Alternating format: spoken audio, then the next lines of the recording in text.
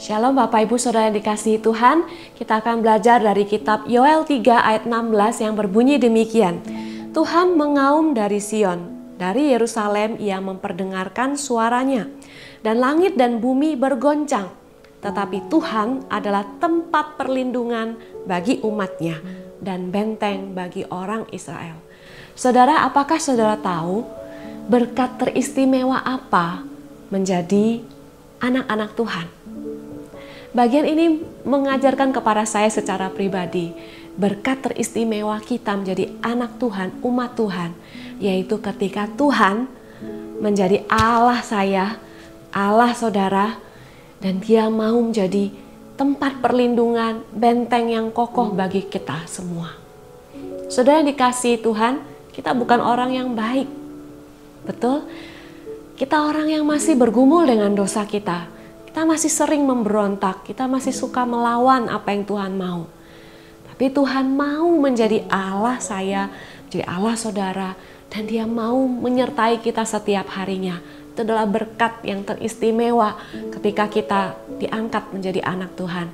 Saudara, hari ini kita belajar dari kitab Yoel, di mana umat Tuhan yang suka memberontak, yang meninggalkan Tuhan, yang melupakan Tuhan, yang hidup dalam dosa, pada zaman Nabi Yoel ini dalam keadaan tertindas oleh bangsa-bangsa lain yang tidak mengenal Tuhan.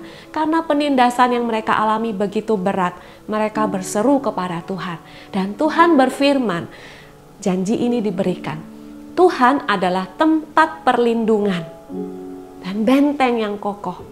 Saudara, ini memberikan satu pengharapan bagi mereka yang dalam keadaan sulit.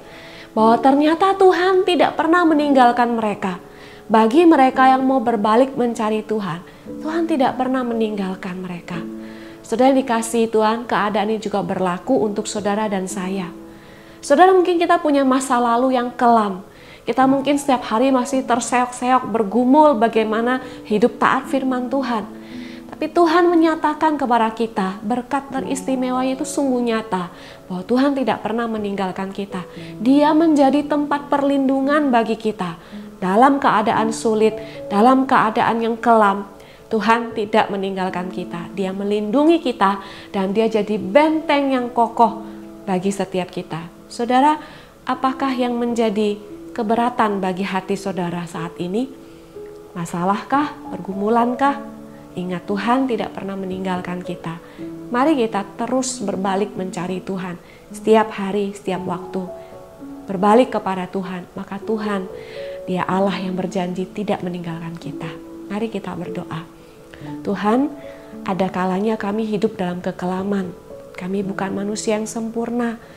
Dan kami bersyukur Engkau Allah yang tahu setiap pergumulan kami.